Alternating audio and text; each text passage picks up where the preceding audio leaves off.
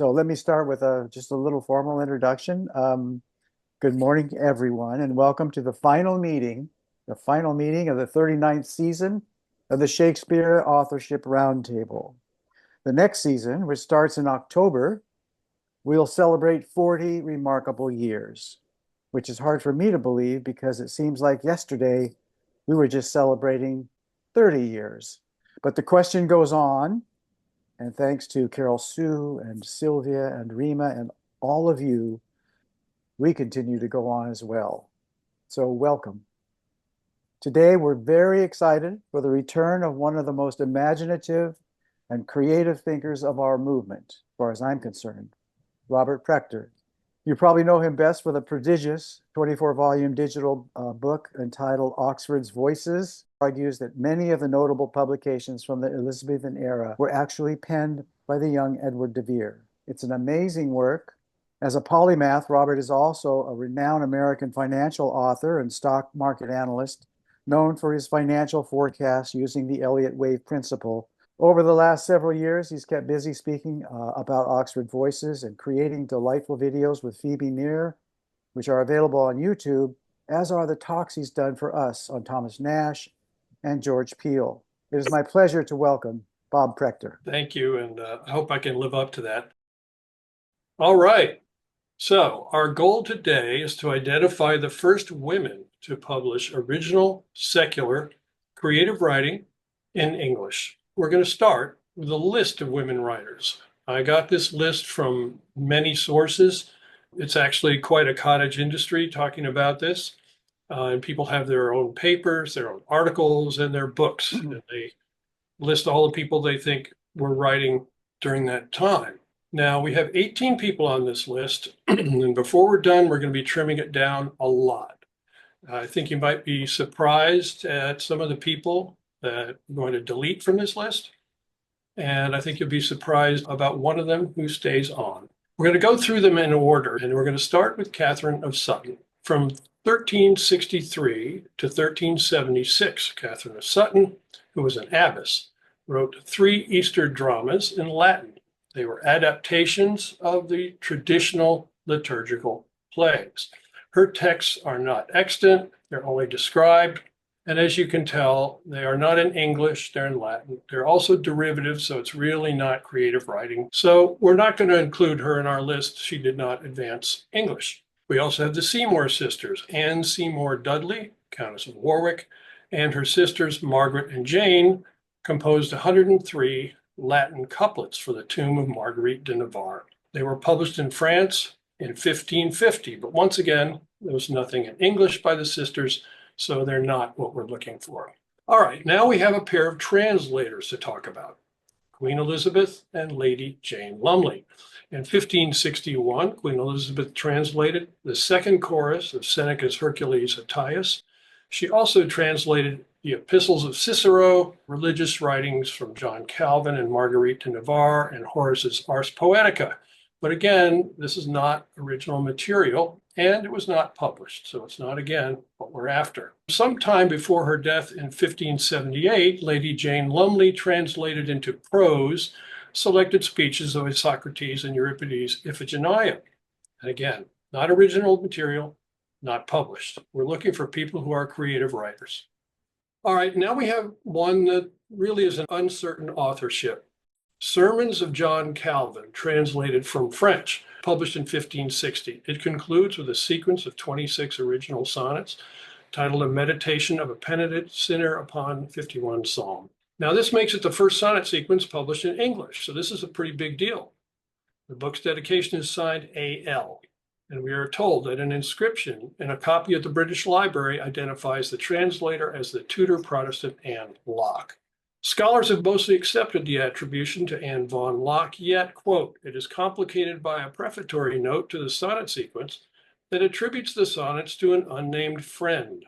Well, I would say that's much more than a complication. That's pretty much direct evidence that Anne didn't write it, or A.L. didn't write it, that we know. So A.L. was a translator. but a friend wrote the sonnets. We don't know who the friend is. We don't know if AL is Anne or someone else. We don't know if AL is a man or a woman, or the friend is a man or a woman. So unfortunately, because the attribution to AL is contraindicated by the text, we really cannot list this as a pioneer. All right, now we're going to get into some interesting things because I believe there are 7 false attributions on the list. We're going to start with false attribution number 1, Margaret Tyler. Now, Margaret Tyler was only a translator, but she's worth talking about. A lengthy Spanish translation in prose titled The Mirror of Knighthood came out in 1578. That's a pretty early date. The title page attributes it to M.T., who was identified after the dedication as Margaret Tyler, describing herself as a servant to the Howard family. She doesn't qualify because she's a translator, but she also doesn't qualify because she's not the author. The Mirror of Knighthood was a series, in fact, a 10-part series. It started in 1578 and lasted all the way to 1601. This is a list of the titles that came out over that period of time. You can see there's a part 1, there's a second part, a third part, it goes all the way up to the 9th part. And what's interesting, if you look over on the right, you'll see that the first one is attributed to MT, and then there's an RP and an LA, and finally, the last one came out anonymously. What's interesting here is that Tyler died in 1595, and yet the series kept coming out. Tyler, RP, and LA all provide dedications, and guess what? They all sound alike. Tyler says she was, quote, forced by the importunities of my friends to make some trial of myself in this exercise of translation. And in RP's first book, TE, supposedly the printer, says I was importuned by my friends to procure the translation. And later LA says, divers gentles have by their importunate entreaties forced me to make known the rude exercise. So you can see they're all using the same language. Now, there are reasons why Tyler was not the translator. I give 18 reasons in Oxford's Voices. I discuss them in detail. We'll just talk about 8 of them here. First of all, Tyler never wrote anything else that anybody knows of. Secondly, her text was edited in 1599, 4 years after she died. In the 1570s, women did not attend medical school or law school or sail on ships. Yet Tyler employs, quote, medical language, legal language, and nautical language. Tyler's knowledge of Spanish was, quote, exceptionally amazing. Spanish was rarely studied even by educated men of her time. Tyler displays an intimate knowledge of ancient history and classical authors. There's no indication that Ms. Tyler had an education. The book begins with 3 pages excusing a woman's attention to martial subject matter. And I tell you, if you read it, you will say to yourself, this person doth protest too much. It goes on and on and on. I'm a woman, yet I'm writing about armies fighting each other. I know this is weird, but that's my thing. So despite Tyler's, quote, dramatic entry into the literary realm, as we are told, not a single contemporaneous writer commented on her achievement. Now that is amazing. You know, the poets and the writers, they all knew each other, and nobody bothered to mention that a woman did something completely unusual, in fact, unique. And number 8, not even the translators who jumped in to follow her lead mention her name and so on. They just come out as if they're all by the same person, even though they have different initials attached to them. To finish off this little discussion, I want to see if we can figure out who the translator is. Now, here's what we know of the translators, the quality that this person must have had. It was someone who was highly educated, who was a writer, who had the time to do translations, who was known for a knowledge of Spanish, who was acquainted with the people whose names are associated with the books. We'll talk a little about that in a second. And number 6, who had reason to stop translating after 1601. And you might think I'm heading to an Earl of Oxford answer. I am not. I think the author was Henry Howard. First of all, Margaret Tyler was a servant in the Howard household. She described herself as not young. The dedicatee of the book is Lord Thomas Howard, in other words, Henry's nephew. And Mr. Howard left behind a manuscript in his name of a Spanish translation. Isn't that handy? Howard was so steeped in Spanish culture and religion that the mother of Francis and Anthony Bacon, quote, warned her sons to avoid him as a papist and a Spaniard. Dedicatees of the series include several clerks of the Court of Chancery, one of whom was Howard's aunt's brother. So his family knew the people on the courts of Chancery, and that's who got the dedications on these various books, even though they're supposedly by different people. Howard, by the way, as many of you probably know, was out of court favor from 1581 and he had plenty of time on his hands, and he could do one of these translations every year or so.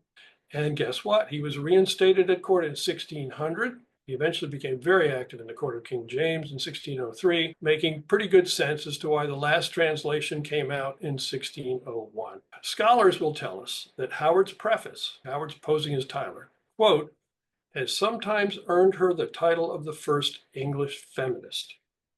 And I would say, let us please not credit a man, much less the rather nasty person, Henry Howard, with being the first English feminist. We need to get past that and realize that he wrote it, he put it out in her name, and let's get her off the list.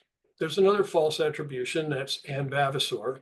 As we all know, there's a poem called Anne Vavasor's Echo, presumably written in or after 1581. Some people attribute it to Anne, most of us don't. Most of us say the Earl of Oxford is the likely author, and I think he is definitely, because Oxford's Voices did like echo poems, and this has got the echo poem style to it. Also, Anne was never credited with any other writing, despite living until 90 years old. So it's not by Anne Vavasor. She should not be on the list either. False attribution number 3, in my opinion, is Anne Cecil. Again, just one poem. John Southern in Pandora, 1584, credits some lines of poetry to Anne Cecil. Some scholars allow that it could be Anne's work. The majority actually have discerned that the verse is in Southern's style. Well, I took a good, careful look at Southern's writing style, and I realized it's definitely in his style, because even though many people don't discern any meter in his style, he is using ballad meter. Every single bit of that goes da-da, da-da-da, da-da-da, da-da-da, da-da, da-da-da, da-da-da, da-da-da. That's how he wrote his poetry. Now, he's a Frenchman. That's another story. So sometimes his accents are a little bit in the wrong spot, but that's what he's trying to do. So all the book in Southern's name is in that style.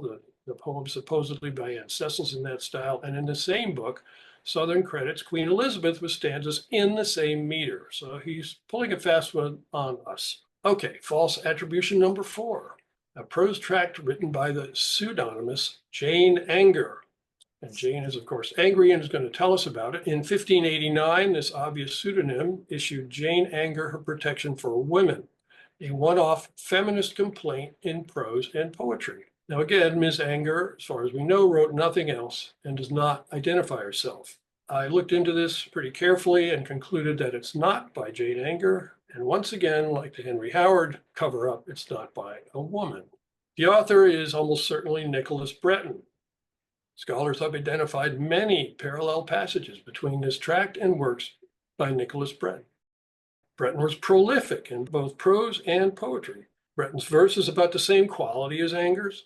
And in my view, Breton wrote under 4 other pseudonyms. And that's a whole other story, which is covered in Oxford's Voices. But for now, we'll just say, I think that was one of his proclivities. And this is just another one. And again, the scholars are going to tell us something about this. Quote, Jane Anger has in recent decades come to be recognized as the first feminist writer in England and in English. We must be loath to attribute being the first feminist writer in England to a man. And that's what these people have done.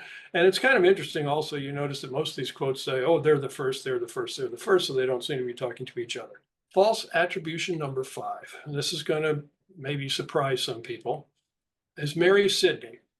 And the false attribution applies to one poem and one play at least. And these are the key parts of her accepted canon. So it's important. First of all, we have a pastoral poem titled Doleful Lay of Clorinda. It was published by Edmund Spenser and Collins Clout. And he talks about Mary Sidney and said, this is as she sung it. He didn't say as she wrote it. And he uses that sort of approach a couple of different times. And he really means, he's writing it in their voice. And most scholars have come to agree that Mary Sidney did not write it. The true author is Edmund Spenser. So we can dispense with that poem. Now we're coming to an even more important item. The one play in her name is called Antonius, and later The Tragedy of Antony. It was written in 1590, published in 1592, along with a prose translation titled A Discourse of Life and Death. Now, Mary Sidney did do the translation, A Discourse of Life and Death. We'll have a word about that in a moment. but she did not write this play.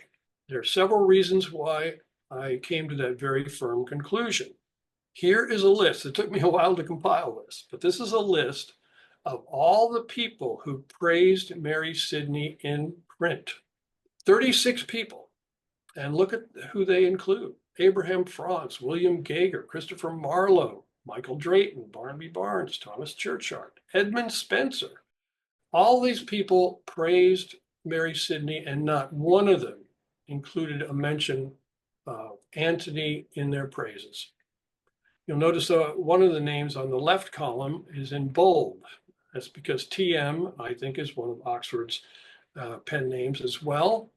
And even he was writing something laudatory about Mary Sidney in the TM volume, and he does not mention Antony.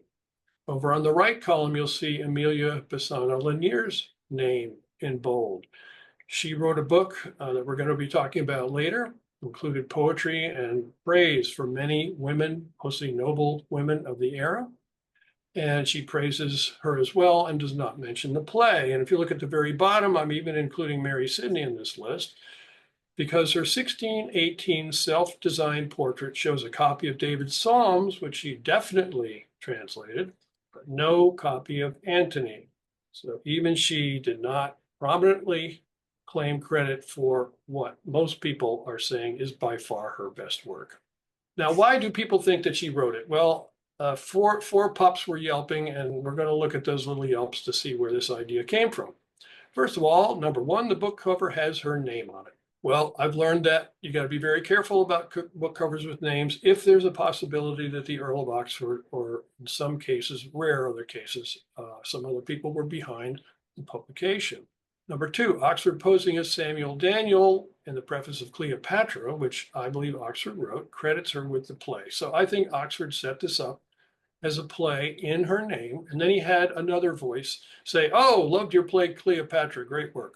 So I think we can dismiss both of those as being Oxford's sort of red herrings to set people on the wrong trail.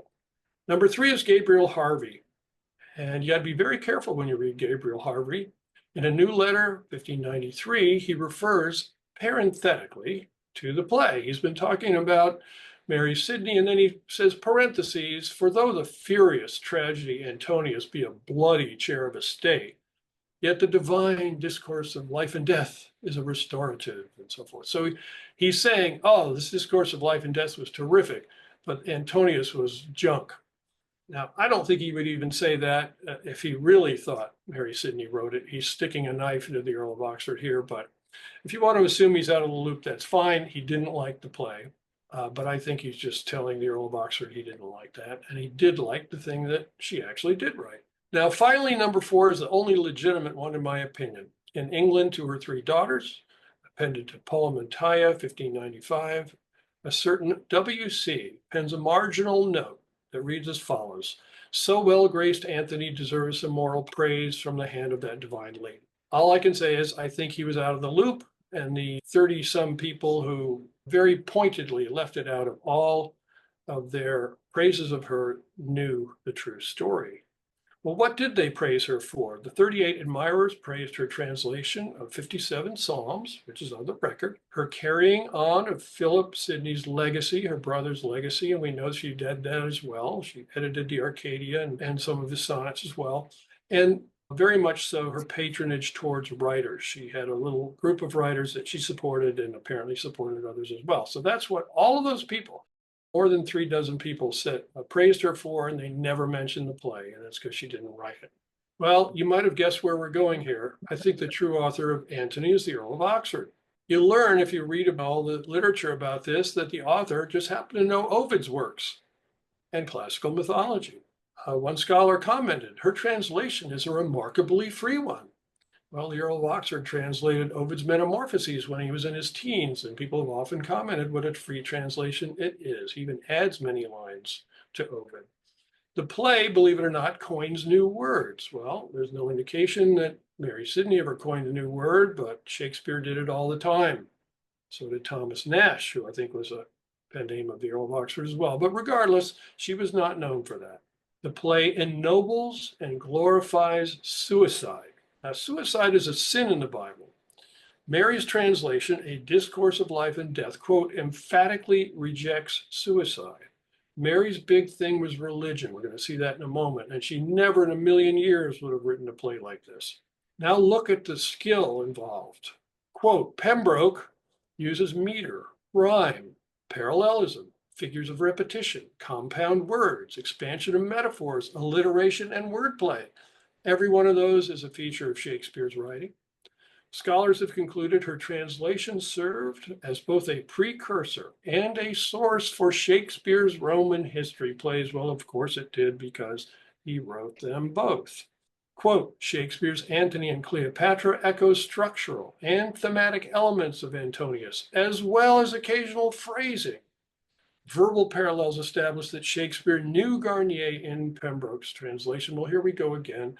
Shakespeare is just stealing and borrowing everywhere he looks. But under Oxford's Voices, you'll find that many of those supposed borrowings are simply pieces he wrote himself earlier. Now we need to get a list of Mary Sidney's true works so we can understand where she should stand in our list of creative writers. She did A Discourse of Life and Death, but that is a translation from the French, so it's really not original material. She made edits to Philip Sidney's Arcadia, but those are edits to somebody else's work, again, not really original material. She translated 50-some Psalms of David, but again, this is a translation, not original literature. Now, one of them is unlikely, in my opinion. There's a song lyric attributed to her, a dialogue between two shepherds. Francis Davison in A Poetical Rhapsody claims it was hers. It contains classical references. That's really not her thing. So I really don't think she did that, but it doesn't really matter. But A Triumph of Death, The Triumph of Death, is another translation, this time from Italian. I think she did it, even though all we have is a manuscript copy of a manuscript copy, and it's attributed to her therein. But it fits very carefully the kind of thing that she cared about. And you can see that the title is very similar to the 1592 piece that we know she did.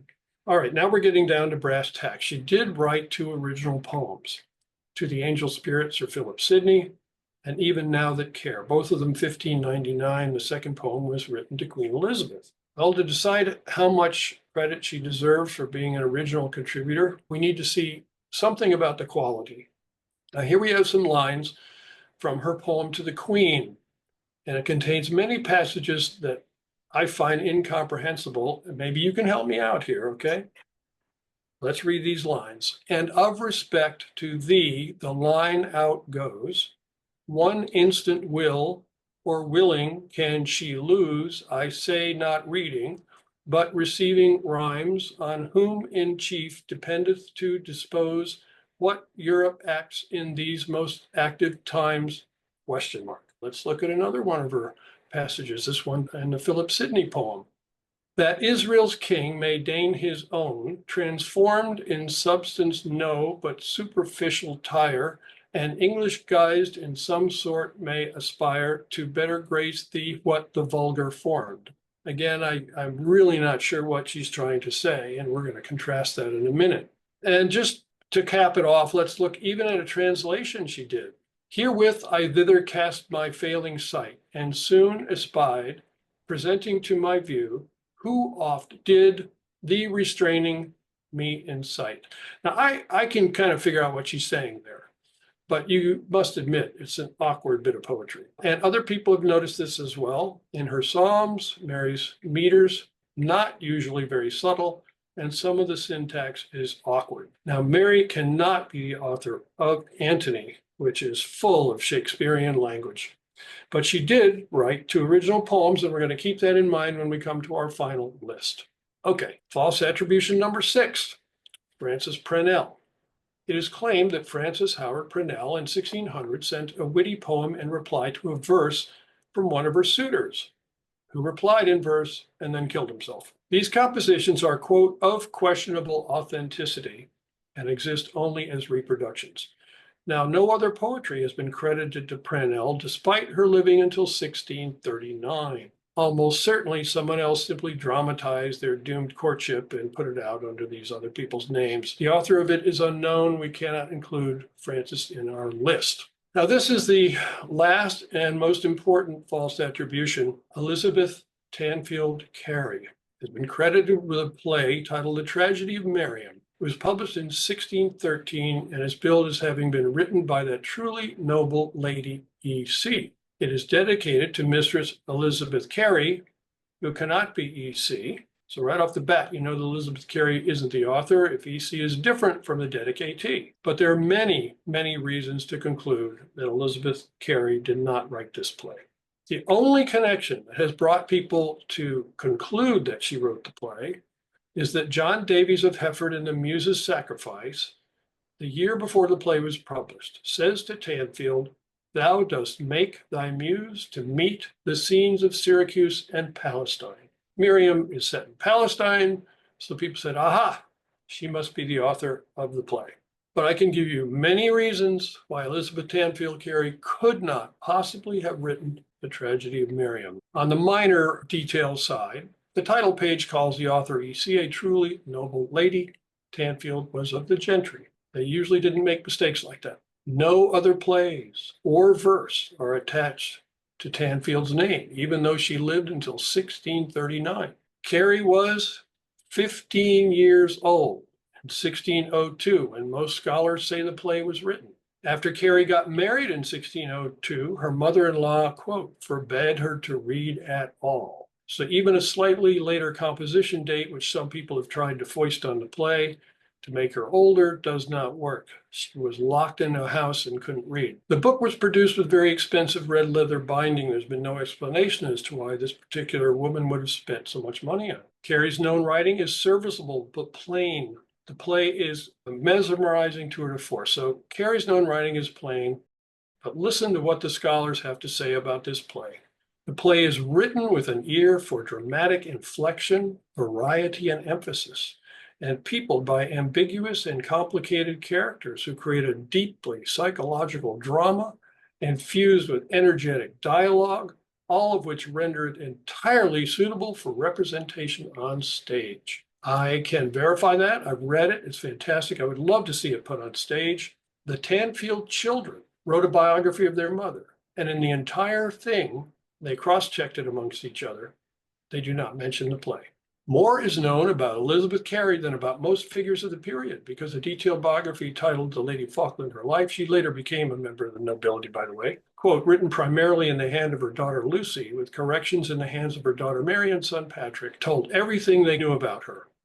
They say of her early life, quote, from this time she writ many things for her private recreation on several subjects and occasions, all in verse, out of which she scarce ever writ anything that was not translations.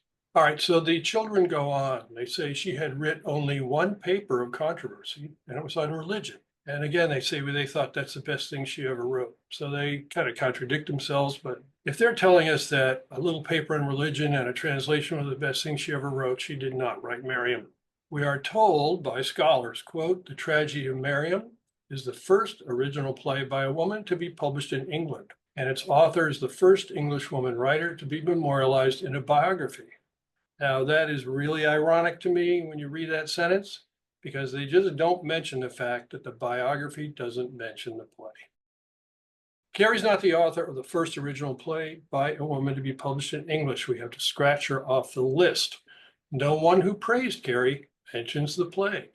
That includes Richard Moore, the editor of England's Helicon, second edition, William Bass, Richard Belling, William Shears. Cary's own children, as we've said, and Cary herself never refers to Miriam. No poet, playwright, critic, biographer, or historian of the area ever credited Cary with the play. The true author, and I think you might anticipate me on this one, knew all these classical and contemporary sources. The Antiquities by Josephus, which was not available in English. The Jewish Wars by Josephus, also not available in English. The famous and memorable works of Josephus, 1602, translated by Thomas Lodge, a voluminous volume, Plutarch's Lives, Ovid's Metamorphoses, the Bible, by the way, the Geneva version, Mariana by Dolce, various works by Montaigne, various plays by Seneca, The Tragedy of Antony by Mary Sidney, Cleopatra by Samuel Daniel, Philotas by Samuel Daniel, this time the actual Samuel Daniel, because he did write that. several plays by Shakespeare, none of them yet published. She couldn't have gotten her hands on those things. The true author was the Earl of Oxford.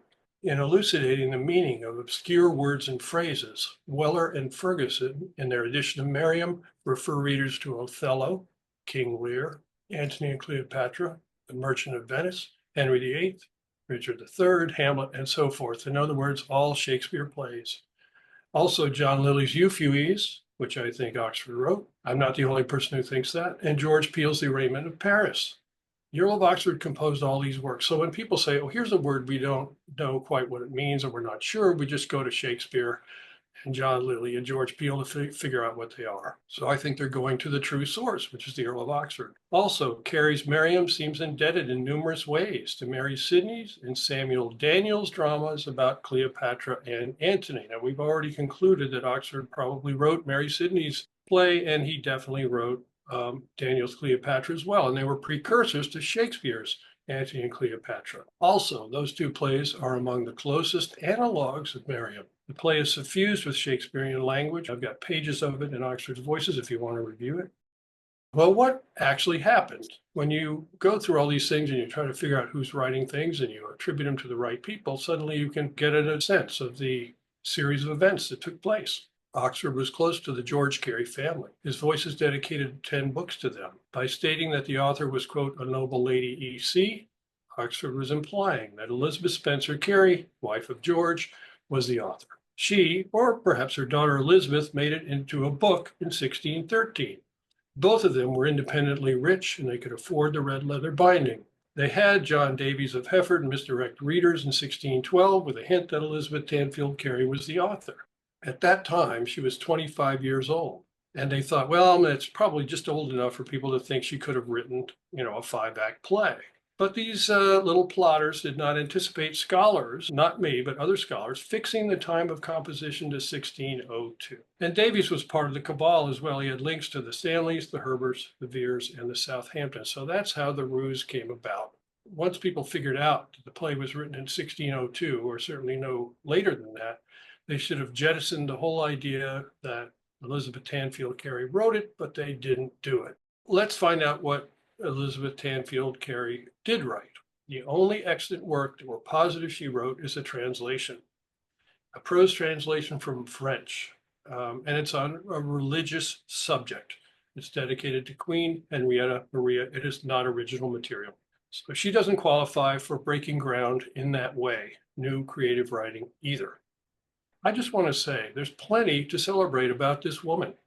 She was multilingual at a young age.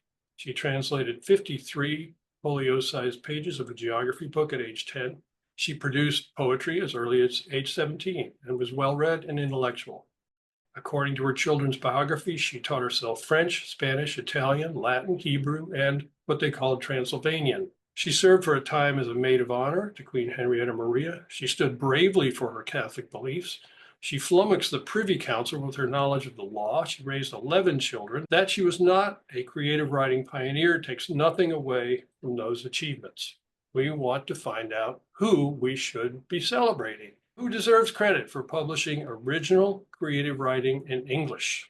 I think we're going to start with a couple of honorable mentions. Elizabeth Tyrwhitt compiled a collection of prayers in or before 1554. Tyrwhitt composed some of the prayers herself.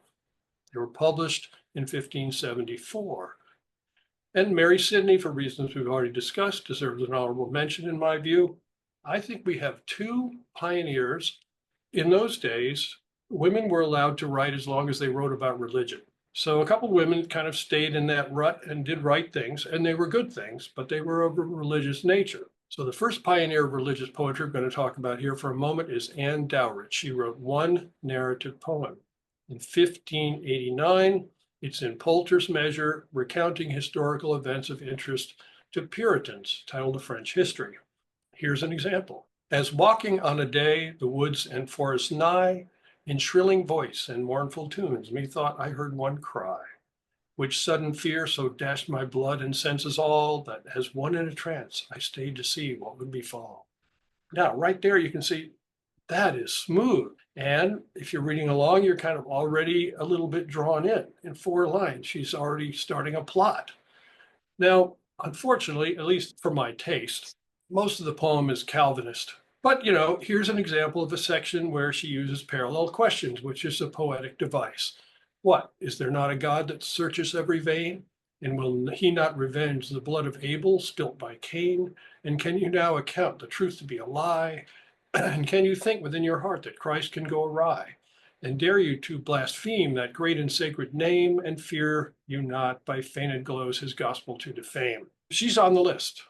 The second pioneer of religious poetry is Elizabeth Colville. She also wrote one narrative poem. In 1603, the Scottish Lady Culross, Elizabeth Melville Colville, issued An Godly Dream, a 60-stanza religious poem rendered in competent and often lively octava rima. In it, the poet recounts a dream in which she is visited by an angel in Christ and travels to heaven and hell. The sentiments are deeply Calvinist, and here's an example. We clogged are with sin, in filthy vice, our senseless souls are drowned. And the lines, here's 4 lines from her poem. The wretched world did some molest my mind. I thought upon this false and iron age, and how our hearts war saw to vice inclined, that Satan seemeth mayest fearfully to rage. It's good poetry. It's in the religious vein. She's going to be on our list for that reason. But again, each of those two only wrote one narrative poem, but they did good work. Now we're coming down, I think, to the climax of this whole investigation. And that is to identify the 3 true women pioneers of published secular creative writing in English. And here are the 3 names that I believe deserve the credit: Isabella Whitney, Emilia Bassana Lanier, and Lady Mary Roth. They meet the criteria of legitimacy, secularity, originality, quality, and getting published. Let's start with the first pioneer and the earliest, Isabella Whitney. She wrote 2 books of poetry.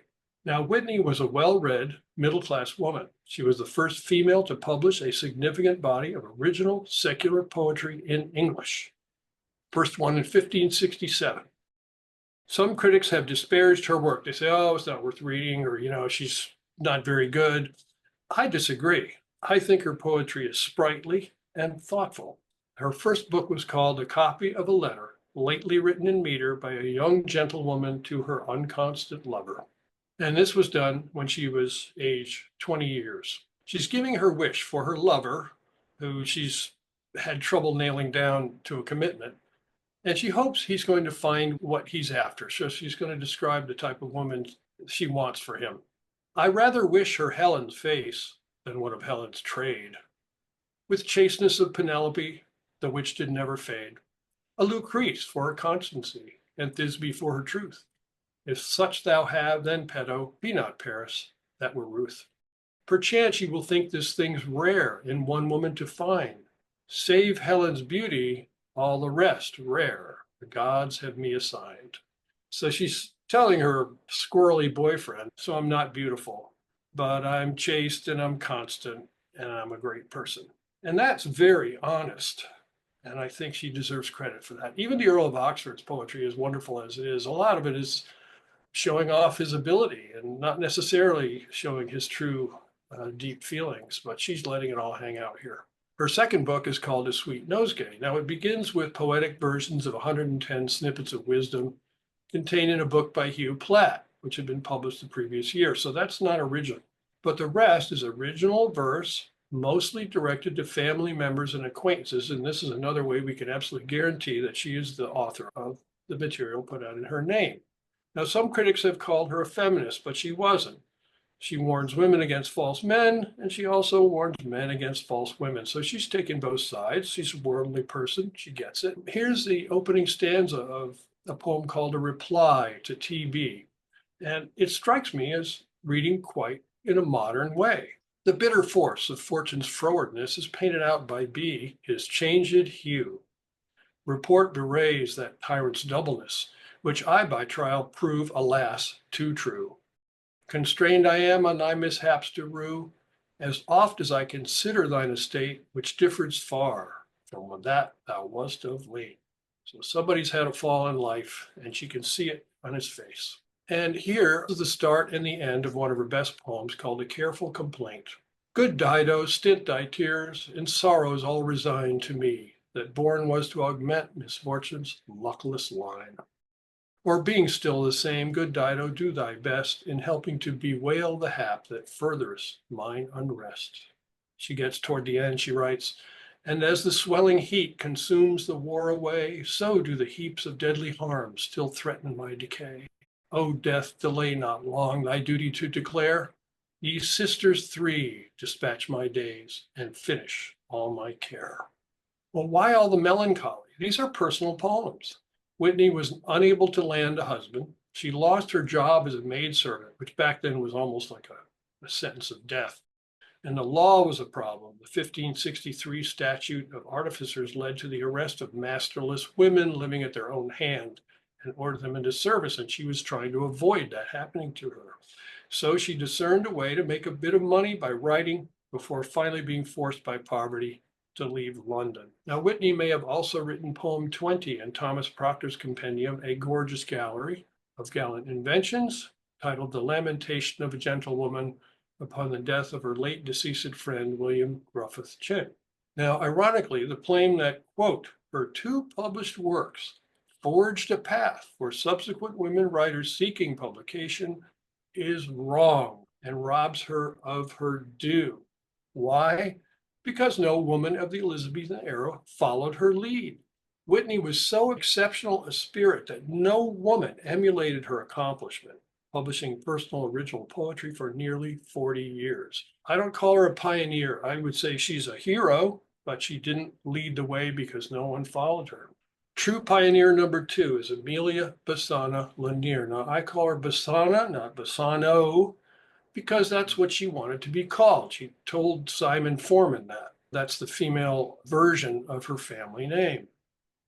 Emilia Bassana Lanier's book was called Salus Deus Rex Judaeorum. It was published in 1610, had a 1611 pub date on it. Bassana is Whitney's legitimate successor as a female writer of published secular poetry. Bassana includes numerous poems lauding contemporary women of high social rank.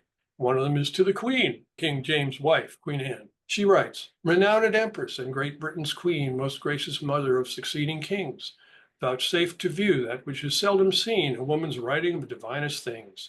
Read it, fair Queen, though it defective be, your excellence can grace both it and me. She's smooth. She can write poetry and very readable poetry. She also offered a feminist interpretation of the Bible called Eve's Apology in Defense of Women. Our mother Eve, who tasted of the tree, giving to Adam what she held most dear, was simply good. That had no power to see the after-coming harm did not appear. The subtle serpent that our sex betrayed before our fall, so sure a plot had laid. But surely Adam cannot be excused, her fault though great, yet he was most to blame. What weakness offered strength, might have refused, being lord of all the greater was his shame. So she's taking a big stance and saying, look, we don't deserve all the crap we get from Eve handing the apple to Adam and maybe taking the first bite. He was the man, he should have done something about it. Now, Bassana was the first published female feminist in English. It was not Margaret Tyler, it was not Jane Anger, and it was not Elizabeth Danfield Cary. That was Emilia, no questions about it in my mind. In a prose essay within the book, she defends women. It reads like a direct reply to the Dark Lady Sonnets, published just the year before. If you have not read it, you should read it. It'll open your eyes as to who the Dark Lady might have been. Bassana's style is somewhat derivative of Shakespeare, to the extent that one scholar built a case that Bassana was Shakespeare. Now, that's a real compliment, because she was such a good poet that some of the lines are quite Shakespearean. I think she studied poetry and she studied Shakespeare's poetry very carefully. What she came out with was entirely her own. She was original. Okay, now we're going to get to the third and I believe last true pioneer, Lady Mary Roth. She wrote one story, one sonnet sequence, and one play. Now, Mary Roth was the daughter of Robert Sidney and the niece of Mary Sidney Herbert, so she had a great pedigree. She might have been around when Mary Sidney had her group of writers and that she was supporting and so forth, and learned something from being there. Mary's prose romance, Urania, made it to press during her lifetime in 1621 when she was 34 years old. And Kind of interesting. It's dedicated to Oxford's daughter, Susan Vere Herbert. The 1621 edition also contains a sequence of 103 sonnets called Pamphylia to Amphilanthus, and other lyrics are scattered throughout the text. Her verse is, quote, extremely skillful and is a considerable poetic accomplishment. Her pastoral play, Love's Victory, published after her death, was the first original play in English by a woman. But this was all hers. Now let's listen to how good a writer she is. When the spring began to appear like the welcome messenger of summer, one sweet, and in that more sweet, morning, after Aurora had called all careful eyes to attend the day, forth came the fair shepherdess Urania. Into the mead she came, where usually she drave her flocks to feed, whose leaping and wantonness showed they were proud of such a guide. But she, whose sad thoughts led her to another manner of spending her time, made her soon leave them and follow her late begun custom, which was to sit under some shade, bewailing her misfortune. And once again, you're drawn into the story. She knows how to write. When night's black mantle could most darkness prove, and sleep, death's image, did my senses hire, from knowledge of myself, then thoughts did move swifter than those most swiftness need require. In sleep, a chariot drawn by winged desire I saw, where sat bright Venus, queen of love, and at her feet her son, still adding fire to burning hearts, which she did hold above. But one heart, flaming more than all the rest, the goddess held and put it to my breast. Dear son, now shoot, said she, thus must we win. He her obeyed and martyred my poor heart. I, waking, hoped as dreams it would depart. Yet since, oh me, a lover I have been. Now that's poetry. Ross' trifecta of achievement is unique for the era. As with the previous pioneers, it produced no trend. Now I say it produced no trend, and then you'll find some people listing people later on who wrote things. And let's take a look at those, and you'll see why I don't include them. In 1626, the teenaged Queen Henrietta Maria, recently arrived from France, wrote and performed in a pastoral titled Queen Henrietta's Masque, but it was done in French and not printed. There's another remarkable successor sometime between 1644 and 1646. Sisters Lady Jane Cavendish and Lady Elizabeth Brackley, quote, wrote several works together, including a play, The Concealed Fancies, and a pastoral masque, and several poems. No records exist of an actual performance of the play, and none of their compositions were published. The plays remained in manuscript form until recently, when critical investigation revealed that the sisters were, quote, unable to construct a coherent plot. And the third unremarkable successor, and the first woman to write and publish secular plays in England within her lifetime, was those sisters' stepmother, Margaret Cavendish, Duchess of Newcastle. She was born in 1623 and published her first collection of plays in 1662. Now, it sounds like she might qualify, but unfortunately, quote, her lack of education marred all her writing. She never absorbed some elementary principles of grammar, and the idea of revision was unknown to her. A full century after Isabella Whitney composed her first poems, half a century after Emilia Bassana put out her clarion call, and 40 years after Lady Mary Roth wrote a play, women of talent were still mostly absent from the creative writing scene in England. This list, as you can see, has been dramatically revised.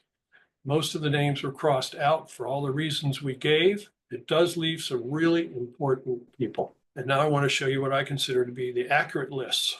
First of all, honorable mention, as we've already said, goes to Elizabeth Turbrit for a few original prose prayers, and Mary Sidney for 2 short original poems. And now we're getting to our true list. The 5, in my view, true female heroes of original creative writing in English. Number 1, Isabella Whitney, who in 1567, 1573 wrote 2 poetry books. And then we have Anne Dowrich and Elizabeth Melville Colville, who wrote those religious narrative poems, one apiece. And I think in bold print, Emilia Bassana Lanier, 1610, 1 book of poetry, but it is a heck of a book. It's quite long, takes a while to read. She put massive work into it. And Lady Mary Roth, who in 1621 managed to write 1 story, one sonnet sequence, and one play. We should celebrate these people. They deserve it. And we should take the people off the list who do not deserve it, especially the men. And wrapping up here, I would like to give a thank you to the heroes of the Shakespeare Authorship Roundtable.